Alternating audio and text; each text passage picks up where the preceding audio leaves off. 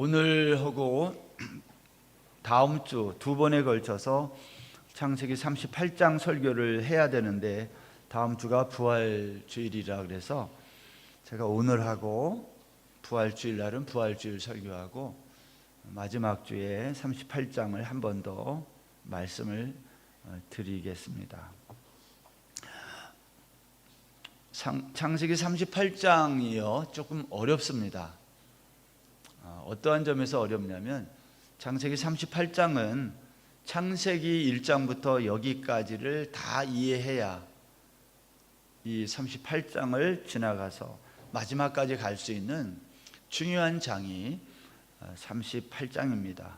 그래서 제가 오늘하고 한 번 더 말씀을 드리겠습니다. 여러분 37장 앞에 장이죠. 마지막 절이 어떻게 끝나냐면 요셉이 형들에게 미움을 받고 미디안 상인들에게 팔려서 애굽의 바로의 친위대장 보디발에게 팔았더라 이렇게 하고 마쳤어요. 그러면 그 다음 이야기는 애굽에 내려가서 보디발에게 팔린 요셉이 어떻게 그 이후에 살았는지를 기록해야 자연스러운 겁니다. 그런데 38장은요 요셉 얘기하다가 뚝 끊어가지고 전혀 다른 유다 이야기를 쓰고 있어요. 왜 전혀 연결점이 없어 보이는 유다의 이야기를 요셉 이야기 쓰다 말고 중간에 집어넣었을까? 오늘 우리는 이 뜬금없어 보이는 유다의 이야기를 꼭 이해하고 지나갈 수 있기를 바랍니다. 왜냐하면 만약 오늘 38장이 왜 여기에 위치했는지 이걸 모르면 우리는 요셉의 꿈 이야기처럼 성경을 또다시 사사로이 풀게 되기 때문에 그렇습니다. 성경을 내 마음대로 해석해버리면 성경이 원래 기록한 의도와는 전혀 다른 이야기가 되기 때문에 그렇습니다. 오늘 38장이 그러한 점에서 중요하다고 말씀을 드리면서 이제 1절을 한번 보겠습니다. 1절 그 후에 유다가 자기 형제들로부터 떠나 내려가서 아둘람 사람 히라와 가까이 하니라. 오늘 설교는 제가 1절부터 11절까지 아니면 조금 더 많이 이 스토리를 38장의 스토리를 설명하고 제가 마지막 부분에 가서 왜 이러한 이야기를 써야 됐는지를 설명하도록 그렇게 하겠습니다. 여러분 오늘 본문에서 야곱의 네 번째 아들 유다가 집을 나갔다 그 얘기로 시작했어요. 여러분 37장에서는 누가 집을 나갑니까? 요셉이 떠나요. 그렇죠? 근데 38장은 누가 떠나요? 유다가 떠나는 이야기로 시작합니다. 요셉과 유다는요 집을 나갔다는 점에서는 공통점이 있어요. 그렇지만 집을 떠난 것은 같은데 집을 떠난 이후에 요셉과 유다의 삶에는 차이가 있다는 거예요. 이게 중요한 포인트입니다. 38장에서 마치 이런 거죠. 우리가 다 한국을 떠났어요. 그렇지만 한국을 떠난 것은 다 같지만 떠나온 이후의 삶은 어떤 삶을 사느냐 다 다르다는 거예요. 요셉과 유다가 그렇다는 말입니다. 그러면 여러분 고향을 떠난 유다의 삶은 어떠했을까요? 우리는 이제 39장부터 요셉의 이야기를 할 건데 집을 나간 요셉이 어떻게 살았는지는 39장부터 나오지만 38장은 집을 떠난 유다가 어떻게 살았느냐가 기록되어 있어요. 먼저 생각해야 될 게 있는데 유다는 왜 집을 나갔느냐는 겁니다. 성경은 그 이유를 말하지 않아요. 그래서 우리는 추측할 수밖에 없습니다. 이렇게 우리가 지난주에 살펴본 대로 야곱의 집안 분위기는요 화기애애한 집안이 아니었어요. 야곱의 편애로 인해 요셉과 형제들 사이에 반목과 갈등이 심한 싸한 집안이었어요. 싸늘한 집안.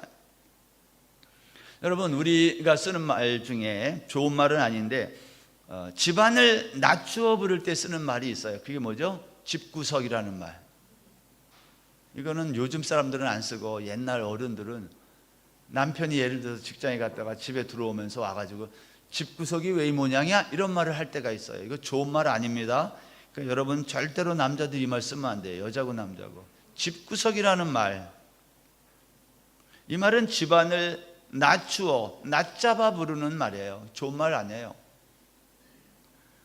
여러분, 유다가 요셉을 자기 형제들과 같이 미디안 상인들에게 팔아넘기고 아버지에게 짐승에게 잡아먹혔다고 거짓말한 다음 이 소식을 들은 야곱이 슬픔에 잠겨있는 그 아버지의 모습을 보면서 유다는 아마도 그러한 집안 분위기, 우울한 집안 분위기를 견디지 못한 것으로 보여요. 여러분, 집에 들어가기 싫을 때 있죠. 그때는 어떻게 해야 돼요? 그때는 이제 집에 안 들어가고 방황을 하잖아요. 꼭 그럴 때 사고가 나는 거거든요. 유다가 그랬다라는 겁니다. 유다는 이러한 집안에 집구석, 이런 집구석 나 있을 수 없다 하고 그는 집을 나간 겁니다. 집을 나간 유다는 오늘 1절 이하에 읽어보면 가나안 사람들과 같이 가까이 지낸 것으로 보여요. 그 가운데 한 사람이 아둘람 사람 히람이라는 사람이에요. 여러분도 태국에 살면서 태국 사람들과 가깝게 지내는 사람들이 있죠. 예를 들면 유다가 그랬어요. 아둘람 사람 히람과 가까이 지냈는데 유다는 또 가나안 사람 수아라는 사람을 알고 지냈는데 그 사람의 딸과 오늘 보니까 동침했다, 결혼했다는 뜻이에요. 유다는 수아라는 사람의 딸, 이름도 없어요. 수아라는 사람의 딸과 결혼해서 엘이라고 하는 아들을 낳았다는 거예요. 동침했다는 말은요, 성경에서 하나가 됐다라는 뜻입니다. 연합. 우리가 하나님과 연합하는 것과 같은 거예요. 유다는 이름도 없는 무명의 가나안 여인과 결혼해서 애를 낳고 또 오난을 낳고 그리고 셀라도 낳았어요. 아들만 셋을 낳았어요. 여러분, 셀라를 낳았을 때에 여기 보면 거십에서 살았다 그랬어요. 장소 이름인데요. 유다는 이런 거예요. 가나안 사람들과 가깝게 지내면서 가나안 이곳저곳을 다니면서 수아의 딸과 결혼해서 세 아들을 낳고 살았다, 그런 말입니다. 그리고 이제 이 첫째 아들 엘이 자라나니까 아내를 맞이했는데 며느리를 맞이한 거예요. 그 며느리의 이름이 다말입니다. 유다는 이제 완전히 가나안 사람이 되어서 살아가고 있다는 뜻이에요. 그런데 여기에 문제가 발생했어요. 유다의 큰아들 엘을 하나님이 죽이신 거예요. 왜 죽였어요? 7절에 보면 유다의 장자 엘이 여호와 보시기에 악함으로 여호와께서 그를 죽이신지라. 하나님이 볼 때에 이 엘이라고 하는 아들이 악했다는 거예요. 그래서 죽였어요. 여러분, 성경은 엘이 무슨 잘못을 했는지, 왜 악한지 설명이 없어요. 그냥 악해서 죽였다는 거예요. 그런데 문제가 장남이 죽자 유다는 엘의 동생인 오난에게 너 장남이 내 형이 죽었는데 아들을 낳지 못하고 죽었으니 네가 대신하여 형수에게 들어가 형수와 동침해서 아들을 낳으라는 거예요.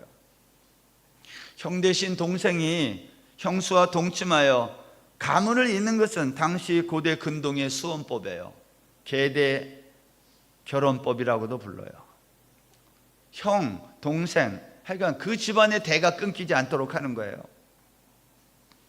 그런데 오난이 이것을 거부하여 피임을 합니다. 여기 오난이 왜 이걸 거부했을까요? 성경에 보면 만약 결혼해서 아들을 낳으면 어떻게 돼요? 형이 죽었어요. 그 오난이 장남이 되면 재산의 두목을 자기가 가질 수 있는데 아들을 낳아버리면 어떤 일이 생겨요? 이제 재산 분배가 복잡해지는 거예요. 그걸 싫어했다는 뜻이에요. 10절에 보면 하나님은 오난의 이러한 행동을 보시고 악하다고 하시면서 오난도 죽이셨어요. 이제 유다에게 남은 것은 셀라 하나야. 그런데 셀라는 아직 어려서 형수에게 들어가 아들을 낳을 수 없었던 것입니다. 그때 유다는 며느리 다말에게 말했어요. 너 친정집에 가서 우리 아들 셀라가 장성할 때까지 기다렸다. 기다리라는 거예요. 그런 다음에 셀라와 동침하여 아들을 낳았다는 거예요. 여러분 보세요. 유다가 집을 나간 다음 가나안 여인과 결혼해서 3명의 아들을 낳았지만, 그러나 이 3아들을 끝으로 유다는 더 이상 아들을 낳지 못하게 된 거예요. 형 둘이 죽고 셀라만 달랑 남았어요. 셀라가 죽으면 이제 이 집안은 끝나는 거예요. 여러분, 오늘 본문은 여기에서부터 아주 중요한 이야기가 시작됩니다. 유다의 혈통이 끊어지게 된 이 상황에서 유다의 혈통을 이어가는 유다의 며느리 다말의 이야기가 시작된 거예요. 이 이야기가 왜 중요한지를 알아야 오늘 성경이 이해가 되고 그렇게 되는데, 제가 그래서 오늘 어렵다 그랬는데, 그렇지만 우리가 충분히 이해할 수 있는 내용이죠. 여러분, 여기에서 우리 잠시 유다의 가출을 생각해 보겠습니다. 유다가 집을 나가서 가나안 여인과 동침을 하고 아들을 낳았다는 것은요, 유다가 가나안 사회에 완전히 동화되었다는 것을 의미해요. 그러나 여러분, 유다가 이렇게 가나안이라고 하는 땅에 살면서 그 땅의 여인과 결혼해서 살아가는 이것은요, 자연스러운 일이에요. 그렇잖아요. 우리가 태국에 이렇게 살면서 여기서 아주 살 거다 생각해보면 결혼할 때 현지에 있는 어떠한 사람들과 얼마든지 결혼할 수 있잖아요. 그런 현상이라는 겁니다.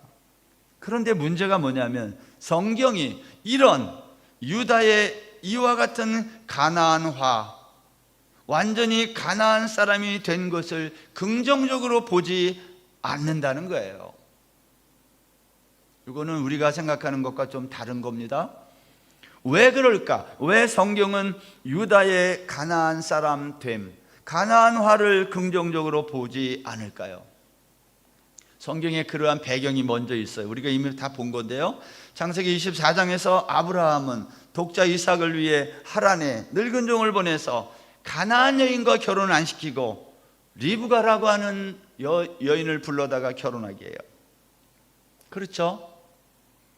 가나안에 많은 여인들이 있었는데 왜 굳이 하란 땅에 늙은 종을 보내서 리브가와 결혼하게 했느냐는 거예요. 이렇게 해서 태어난, 리브가에게서 태어난 쌍둥이 아들 중에 야곱도 마찬가지예요.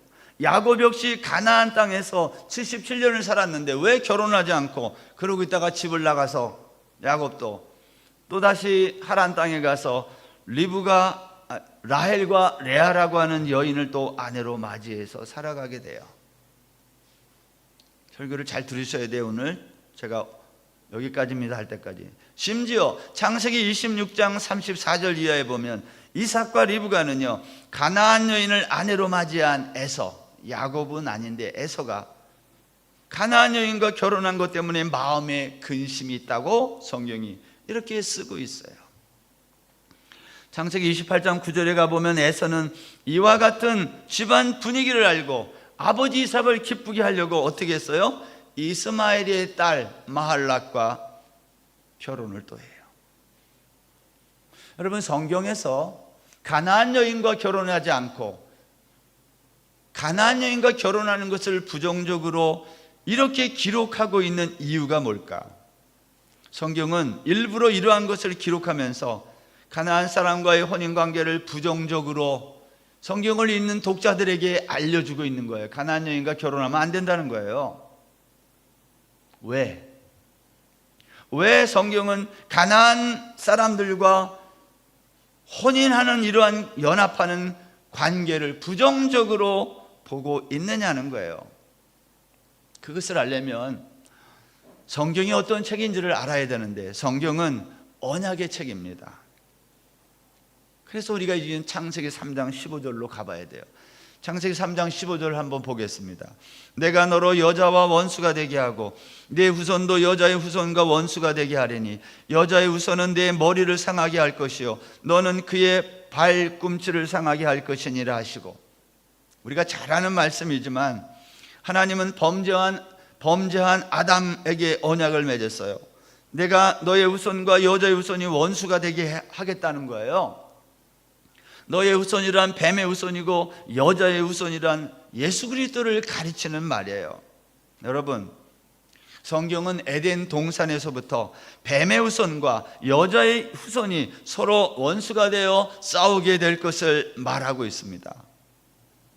뱀의 후손은 여자의 후손이 이 세상에 오지 못하도록 끊임없이 방해한다는 거예요. 이게 성경의 얘기예요. 해인자매는 오늘 저녁에 가서 신랑한테 이것 또 몇 번 물어봐야 돼요. 이해가 잘 안 될 수 있습니다. 여러분, 여기에서 말하는 여자의 후손이란 바울 사도가 갈라디아서 3장 16절에서 명확하게 말한 것처럼 오직 한 사람, 하나님이 약속한 그리스도예요. 여자의 후손은 누구를 가르치냐면 예수 그리스도를 가르치는 말이에요. 따라서 성경은 여자의 후손 예수 그리스도가 오실 때까지 하나님이 약속한 언약의 라인이, 언약의 선이 끊어지지 않도록 해야 했던 거예요. 이게 성경이 우리에게 끊임없이 하고 있는 말이에요. 우리는 그 약속의 라인을 언약 백성이라 그래요. 그래서 도표를 보면 이런 거예요. 아브라함, 언약 백성의 라인입니다. 아브라함, 이삭, 야곱, 유다, 다윗, 그리고 예수 그리스도.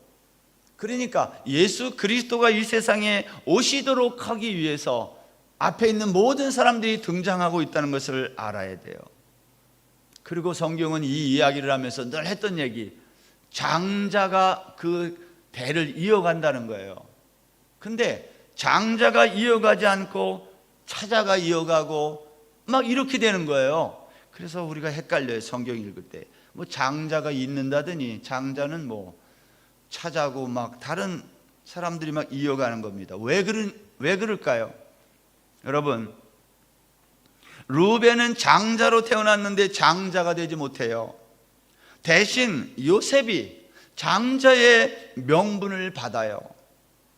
그러나 하나님의 약속의 라인은 루벤도 아니고 요셉도 아니고 유다로 이어진다는 거예요. 왜? 그걸 성경이 이렇게 설명했어요. 역대상 5장 1절과 2절 보세요. 이것도 한번 설명했는데 이해가 안 됐을 수도 있어서 한 번 더 설명합니다. 역대상 5장 1절 2절 보세요. 이스라엘의 장자 루벤의 아들들은 이러하니라. 루벤은 장자라도 그의 아버지의 침상을 더럽혔으므로 장자의 명분이 이스라엘의 아들 요셉의 자손에게로 돌아가서 족보에 장자의 명문대로 기록되지 못하였느니라. 유다는 형제보다 뛰어나고 주권자가 유다에게서 났으나 장자의 명분은 요셉에게 있으니라 그랬어요.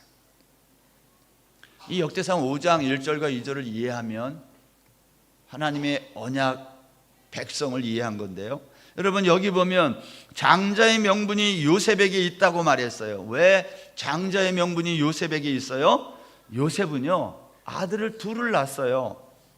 이것은 장자가 받는 2배를 요셉이 받았다는 뜻으로 요셉이 장자의 명분을 받았다는 말이 되는 거예요.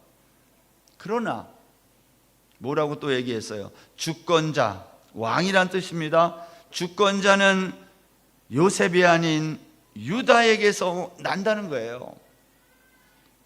그래서 여자의 후손으로 오시는 예수 그리스도는 그 누구의 후손도 아닌 요셉도 아니고 루벤도 아니고 유다의 후손을 통해 오시게 되는 거예요. 보세요. 성경은 이렇게 하나님이 약속한 창세기 3장 15절에서 약속한 여인의 후손으로 예수 그리스도가 오실 때까지 이 대가 끊어지지 않도록 지켜야 한다는 거예요. 성경은 이 싸움의 이야기예요.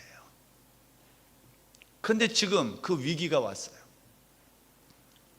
유다 때에 와가지고 지금 유다가 아들을 셋 낳았는데 둘은 하나님이 죽여서 없고, 셀라가 있는데 지금 아버지가 다말과 동침을 안 시키네요. 그러니까 상황이 어떻게 돼요? 유다의 대가 끊어질 위기가 찾아온 겁니다. 이 위기를 어떻게 극복할까요? 그 이야기가 창세기 38장의 이야기예요. 이 위기가 극복이 안 되면 예수님이 이 세상에 못 오신다는 말을 하고 있는 거예요. 12절 말씀인데요, 우리 본문은 아니지만 보세요. 12절, 얼마 후에 유다의 아내 수아의 딸이 죽은지라. 여러분, 이제 아들 셀라만 남고 다 죽어요. 누구까지 죽어? 아이를 낳아야 되는 아내 수아의 딸마저 죽었다는 거예요. 이 말은 절망이 찾아왔다 그 뜻이에요. 왜냐하면 유다의 집안에 더 이상 아들을 낳을 수 없게 되었기 때문이에요. 유다가 아들을 더 이상 낳을 수 없게 되었다는 것은 하나님이 약속한 여인의 후손이 태어날 수 없게 되었다는 말과 같은 말이에요. 그런데 이때 유다가 그의 친구 시라와 같이 딥나라 올라가는 이야기가 나와요.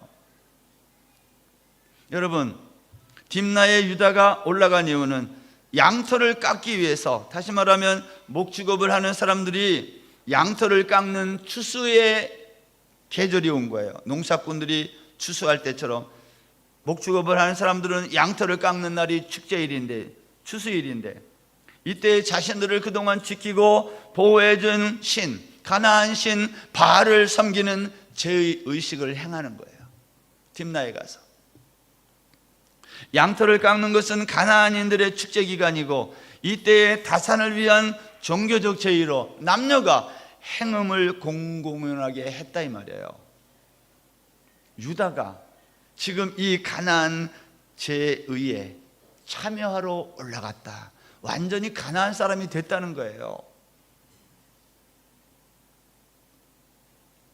유다는 가나안 문화에 완전히 동화되어 가나안의 신을 섬기는 제의식에 참여하기 위해 지금 딥나로 올라갔어요. 그런데 이 소식을 유다의 며느리 다말이 들었어요. 13절 보세요. 어떤 사람이 다말에게 말하되 내 시아버지가 자기의 양털을 깎으려고 딥나에 올라왔다 한지라. 여러분, 그리고 이때에 유다만이 올라간 게 아니라 다말도 딥나로 올라갔다는 거예요. 다말은요, 친정집에 있다가 시아버지 유다가 딥나에 자기의 양털을 깎으러 올라갔다는 말을 듣고 과부의 옷을 벗고 얼굴을 너울로 가리고 딥나길 에나임 문에 앉았다는 거예요. 무슨 말이에요? 다말이 창녀의 옷으로 변장을 하고 나가서 딥나로 나가서 거기에서 가나안 문화의 제의에 참여하는, 행음하는 그곳에 다말이 갔다는 말이에요. 뭐 하기 위해? 시아버지 유다를 맞이하기 위해. 시아버지 유다와 동침하여 아들을 낳기 위해. 셀라가 있는데 셀라와 동침시켜주지 않으니까 시아버지 유다와 동침해서 이 집안에 대를 잇겠다는 게 이 다말의 생각이에요. 여러분은 이게 이해가 갑니까? 16절 말씀에 보면 길 곁으로 그에게 나아가 이르되 청하건대 나로 내게 들어가게 하라. 지금 유다와 다말이 만나서 동침하게 되는, 행음하는 장면을 지금 기록하고 있는데, 이때 창녀로 변장한 다말이 말하는 거예요. 당신이 나에게 들어올 수 있는데 당신이 나에게 뭘 주고 들어오겠느냐는 거예요. 쉬운 말로 돈을 내라는 거예요. 공짜가 어딨냐는 거죠. 하룻밤 동침하는 대가로 얼마를 주겠냐고 지금 흥정하는 거예요. 유다는 염소 새끼면 되겠냐고 거래를 합니다. 다말이 좋다고 하면서, 다만 염소 새끼를 내 손에 내가 넣을 때까지 담보물을 먼저 달라는 거예요. 약조로. 다말은 담보물로 유다에게서 도장과 그 끈과 지팡이를 요구해요. 여러분, 성경은 유다와 다말 사이에 부적절한 관계를 설명하면서도 전혀 이들의 부도덕함을 지적하지 않아요. 오히려 유다가 다말과의 거래에서 염소 새끼를 주겠다고 한 이 이야기를 통해 성경을 읽는 저와 여러분에게 뭘 생각나게 해요? 야곱이 그렇게 사랑했던 아들 요셉의 옷에 묻은 염소의 피를 생각나게 해요. 그 정도예요. 그리고 이 두 사람의 거래가 끝나자 유다도 떠나고 다말도 떠나고 원래의 모습으로 돌아갔다, 이렇게 돼 있어요. 이제 상황이 끝났어요. 양털 깎는 축제 기간이 끝났어요. 유다에게 문제가 뭘까요? 다말에게 자기가 주었던 담보물을 찾아와야 되잖아요. 그래서 친구 히라를 통해서 다말을 찾아봤어요. 그러나 다말을 찾을 수 없었어요. 이유는 다말은 이제 거기 없거든요. 창녀가 아니니까 거기 있지 않는 거예요. 여러분, 다말이 시아버지 유다가 막내 아들 셀라가 장성했는데도 자신과 동침하여 자손을 낳을 생각을 하지 않자 다말 스스로 시아버지를 통해서 자손을 잇기 위해 가나안의 제의식에 참여하여 임시로 창녀 역할을 했다. 이게 성경이 그 얘기하는 거예요. 그리고 3개월이 지난 어느 날 어떤 사람이 유다에게 이렇게 말했어요. 당신의 며느리 다말이 지금 임신을 했다는 거예요. 다말이 행음하여 임신했다는 보고를 유다에게 해준 거예요. 3개월이 지났으니까 임신한 증거, 티가 났다, 그런 뜻이죠. 여러분, 유다가 이 말을 들었어요. 우리 며느리 다말이 행음하여 임신을 해? 있을 수 없다 그러면서 분노하여 사람들에게 말을 했어요. 다말을 끌어내요. 다말을 불살르라는 거예요. 죽이라는 거예요.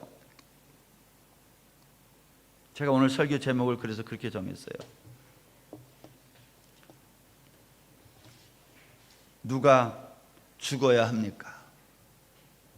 여러분, 유다가 죽어야 돼요? 다말이 죽어야 돼요?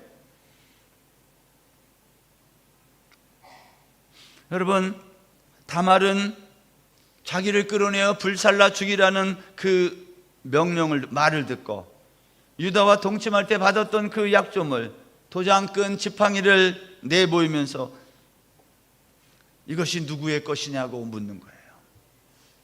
여러분, 누가 불살라 죽어야 마땅해요? 다말이 죽어야 됩니까? 유다가 죽어야 됩니까? 유다가 죽어야 마땅하지 않아요? 그런데 유다는 다말을 끌어내어 죽이라는 거예요.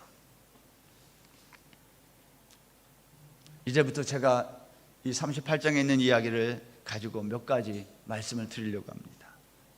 여러분, 먼저 집을 떠난 유다의 삶을 보면서 우리가 한 가지 생각할 게 있어요. 유다는 동생 요셉이 죽게 되는 상황에서 지도력을 발휘해서 웅덩이에서 꺼내 애굽의 노예로 팔려가게 했어요. 이후에 식량을 구하러 애굽에 내려갔을 때 자신이 인질로 남겠다고 자청하면서 대신 베냐민을 놓아주도록 총리였던 자기의 동생 요셉에게 제안한 사람이 유다입니다. 창세기 34장에서 여동생인 디나가 강간당한 그 사건 때 시몬과 레위가 분노하여 하몰의 모든 남자들을 집단 살인할 때도 유다는 거기에 가담하지 않았어요. 유다의 태도는요, 매우 분별력이 있고 지도력이 있는 사람임을 보여주는 거예요. 유다가 괜찮은 사람이라는 거예요. 그런데 그런 유다가 집을 떠나 홀로 되자 그는 오늘 본문에 있는 이러한 실수를 저지르게 되더라라는 말입니다. 여러분, 유다가 잘못한 게 뭔가요? 유다는 다말과의 관계에서 힘과 권력을 모두 가진 자였지만 다말은 아무것도 가진 것이 없는 힘없는 약자였어요. 유다는 아내가 죽은 지 얼마 안 돼요. 창녀를 구하러 딥나로 갔으면서도 그는 며느리 다말에게 아들 셀라를 주어 대를 잇도록 하지 않았어요. 염소 새끼를 주기로 한 약속을 지키기 위해 친구 히라를 보냈다가 그곳에서 창녀가 없어요. 다말이 없어 전달할 수 없게 되자 염소 새끼를 친구에게 가지라고 주면서 네가 이걸 안 가지면 내가 이 일로 인해 부끄러움을 당할 수 있다고 말하면서 줘요. 이 무슨 말이에요? 유다는 자기만을 생각하는 이기적인 사람이었어요. 유다가 왜 이렇게 됐나요? 유다는 집을 떠나고 형제를 떠나고 부모를 떠난 다음 그는 분별력이 떨어지고 자신만을 생각하는 사람이 된 거예요.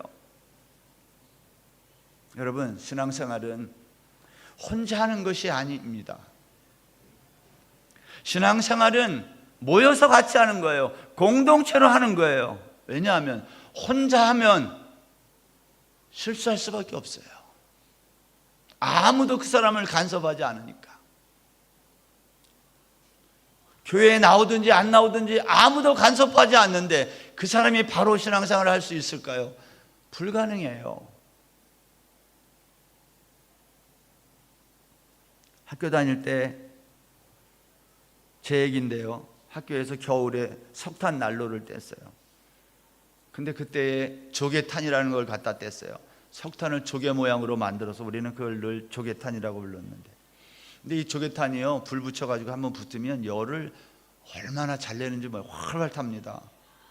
근데 그렇게 활활 타는 조개탄도 그 가운데서 꺼내가지고 바깥에 혼자 놔두잖아요.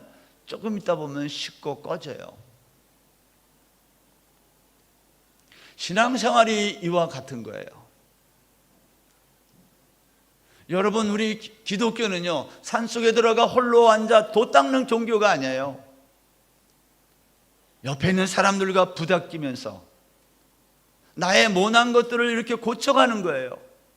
우리가 어떤 사람인지는 혼자 있을 때 나타나지 않고 여러 사람과 있을 때 그 사람이 드러나기 때문에 공동생활이 필요한 거예요.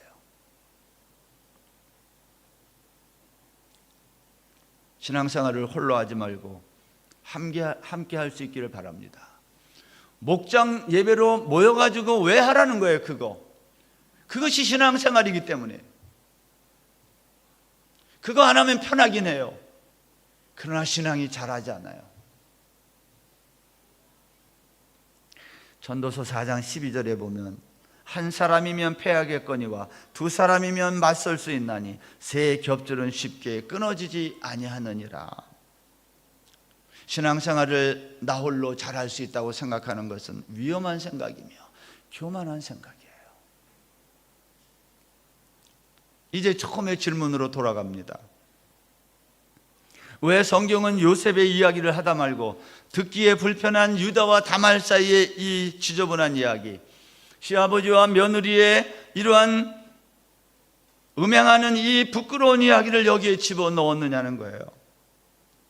유다와 다말 이야기는요, 집을 떠난 유다의 타락에도 불구하고, 자, 집을 나온 유다는요, 타락했다는 말이에요. 가나안화되고 가나안의 모든 우상을 섬기는 사람이 된 거예요. 제의식에 참여한 거는. 그럼에도 불구하고 다말이라고 하는 사람의 희생으로 말미암아, 다말의 희생으로 말미암아 창세기 3장 15절에서 약속하신 하나님의 언약을 성취하는 하나님의 구원 이야기를 지금 여기에 쓰고 있는 거예요. 여러분, 그런 점에서 유다의 타락은요, 교회의 타락이며 우리의 타락을 말하는 거예요. 다말의 희생은 그럼에도 불구하고 그런 타락한 교회와 우리를 사랑하시는 하나님의 희생적 사랑을 나타내 보인 거예요. 다말을 통해서. 그런 점에서 다말은요, 예수님의 고난받는 삶을 우리에게 투영한 사람이에요. 하나님의 언약을 이루기 위해 시아버지 유다와 그 부끄러움과 모든 억울한 것을 다 뒤집어 쓰면서 아들을 낳으려고 했던 여인, 이게 다말이에요. 이 다말이 바로 예수님이다, 그 말이에요.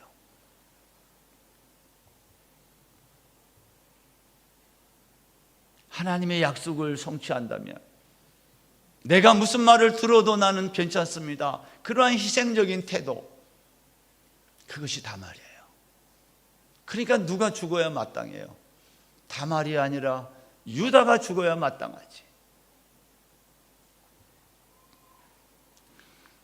또 한 가지가 있는데요, 창세기 39장에서 이제 우리가 보게 될 요셉의 이야기, 애굽에 팔려가고 노예 생활하고 억울하게 감옥 생활하는 이 요셉의 고난받는 삶을 창세기 기자는 39장에서 일어날 요셉의 이 이야기를 38장에서 다말의 억울한 이야기를 통해 미리 보여주는 거예요. 요셉의 이야기를 다말을 통해서 미리 보여줘. 앞으로 요셉의 이야기가 이렇게 전개될 거야. 그러한 점에서 창세기 38장은 39장 요셉 이야기의 도입부예요. 그러니까 이 38장이 여기 있어야 맞는 거예요.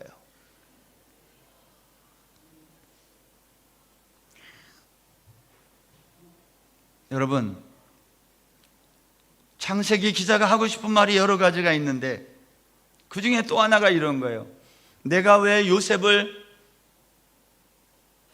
형들에게 미움을 받게 해서 애굽으로 장사꾼에게 팔려 애굽으로 보냈는지 너희들은 아느냐? 이것도 물어요.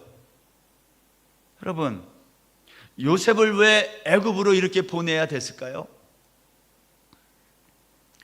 유다의 가출 이야기를 통해 성경은 왜 요셉을 애굽으로 보내었는지 그 이유를 설명하고 있는 거예요. 어떻게 설명해요? 요셉을 애굽으로 보내지 아니하면 요셉도 너 유다처럼 가나안화 된다는 거예요. 내가 요셉을 애굽으로 보낸 것은 여기에 놔두면 너희 형제들 다 유다처럼 가나안화 되고 하나님으로부터 멀어진다는 뜻이에요. 그래서 하나님이 미리 보내는 거예요.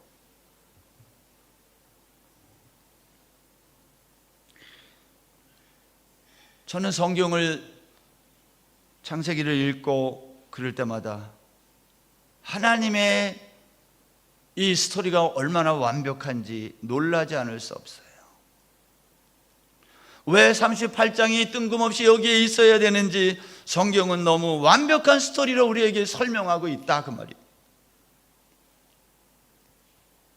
창세기 38장 이야기는요, 유다와 다말 시아버지와 며느리의 이 불륜, 입에 담기도 부끄러운 그러한 지저분한 얘기가 아니라 하나님의 언약을 이루시는 하나님의 구원의 이야기, 요셉이 왜 애굽에 팔려가야 했는지를 설명하는 요셉 이야기의 서문 역할을 하는 거예요.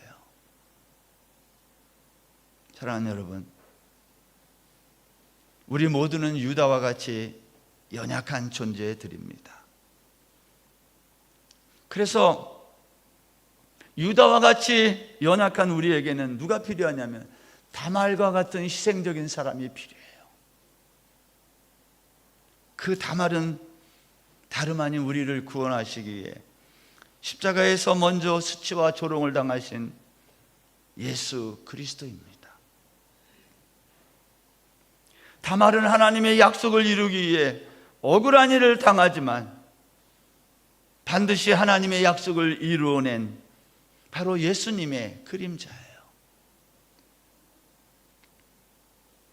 내일부터 한 주간 이 땅에 오셔서 이 구원을 성취하신 예수님의 고난당한 고난 주간입니다. 여러분, 이 거룩한 주간을 보내면서 혹시 우리 가운데 다말을 끌어내어 불사르라 외치는 유다가 없기를 바랍니다. 끌어내어 불살라야 될 사람은 다말이 아니라 유다 자신이기 때문에 그래요. 바로 우리가 죽어야 마땅하지 예수님이 죽어서는 안 되는 거예요. 그럼에도 불구하고 우리는 여전히 다말을 끌어내어 불살르라고 외칠 때가 얼마나 많냐는 거예요. 나는 아무 잘못이 없는데 너희들 때문에 이렇게 됐다고 말할 때가 얼마나 많냐 이 말이에요. 그것이 아닙니다.